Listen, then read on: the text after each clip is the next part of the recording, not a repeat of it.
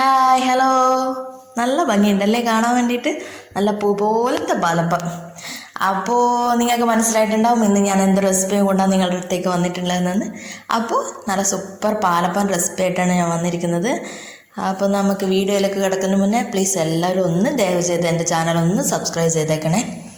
അപ്പോൾ അതിന് വേണ്ടിയിട്ട് ഞാനിപ്പോൾ 2 കപ്പ് പച്ചരി 3 മണിക്കൂർ നന്നായിട്ട് കഴുകി കുതിർത്ത് വച്ചിരിക്കുന്നതാണ്.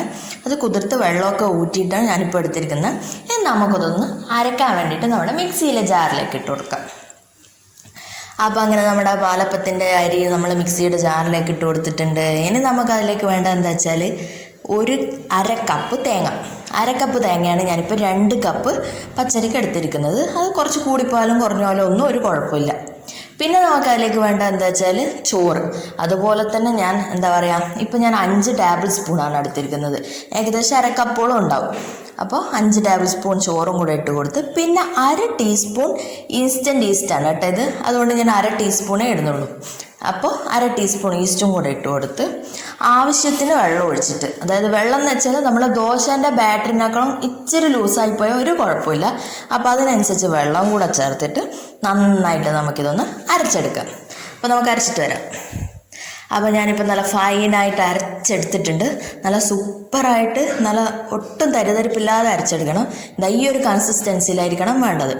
ദോശ മാവിനേക്കാളും അല്പം ലൂസ്, എന്നാൽ ഓവർ ലൂസ് ആവാനും പാടില്ല.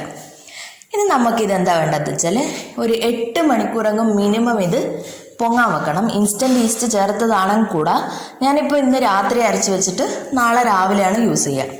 അപ്പോൾ നമുക്കിതൊരു മാറ്റി വെക്കാം. അപ്പോൾ ഇപ്പോൾ 8 മണിക്കൂർ കഴിഞ്ഞ് നമുക്ക് പാലപ്പം ചുട്ടെടുക്കണ്ടേ. അതിന് വേണ്ടിയിട്ട് ഞാനിപ്പോൾ ഗ്യാസ് സ്റ്റവ് ഓൺ ചെയ്ത് അതിലേക്ക് നമ്മുടെ അപ്പച്ചട്ടി വെച്ചിട്ടുണ്ട്. ഇനി നമുക്കൊന്ന് അപ്പച്ചട്ടി ചൂടായോ എന്ന് നോക്കാം.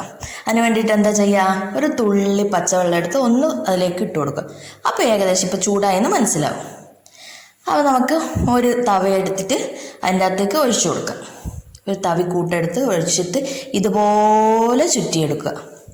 ഞാൻ ചുറ്റിയെടുക്കുന്നത് കണ്ടല്ലോ. അപ്പോൾ ഇതുപോലെ ചുറ്റിയെടുത്താൽ ഇനി നമുക്കത് മൂടി വെക്കാം. ഒരു മിനിറ്റ് വേണ്ട, നല്ല ഹൈ ഫ്ലെയിമിൽ ഇടണം കേട്ടോ. High flame to medium flame അതിലായിരിക്കണം തീ ഉണ്ടാവുക. ലോ ഫ്ലെയിം ആയാലും ഒരു ടേസ്റ്റ് ഉണ്ടാകും. അത് ക്രിസ്പി കിട്ടണമെങ്കിൽ നല്ല ഹൈ ഫ്ലെയിം ടു മീഡിയം. അത് നിങ്ങൾ തീ അതിനനുസരിച്ച് കൺട്രോൾ ചെയ്ത് വരിക.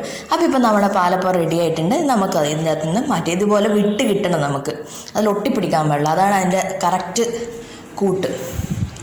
കണ്ട നടുവൊക്കെ നല്ല സോഫ്റ്റായിട്ട് സൈഡൊക്കെ നല്ല ക്രിസ്പി ആയിട്ട് വന്നിട്ടുണ്ട്. കാണുമ്പോൾ ശരിക്കും പൂ പോലെ ഉണ്ട്. അപ്പോൾ എല്ലാവരും തീർച്ചയായിട്ടും ട്രൈ ചെയ്ത് നോക്കൂലേ. അപ്പോൾ തീർച്ചയായിട്ടും ട്രൈ ചെയ്ത് നോക്കുക. കൂടെ എൻ്റെ വീഡിയോ ഇഷ്ടപ്പെടുകയാണെങ്കിൽ പ്ലീസ് ഒന്ന് സബ്സ്ക്രൈബ് ചെയ്യുക. തൊട്ടടുത്ത ബെല്ലൈക്കൺ കൂടെ ക്ലിക്ക് ചെയ്യുക. കൂടെ ഓൾ എന്ന ഓപ്ഷനും കൂടെ പ്രസ് ചെയ്ത് ഞാനിടുന്ന എല്ലാ പുതിയ വീഡിയോസും നിങ്ങൾക്ക് ലഭിക്കും.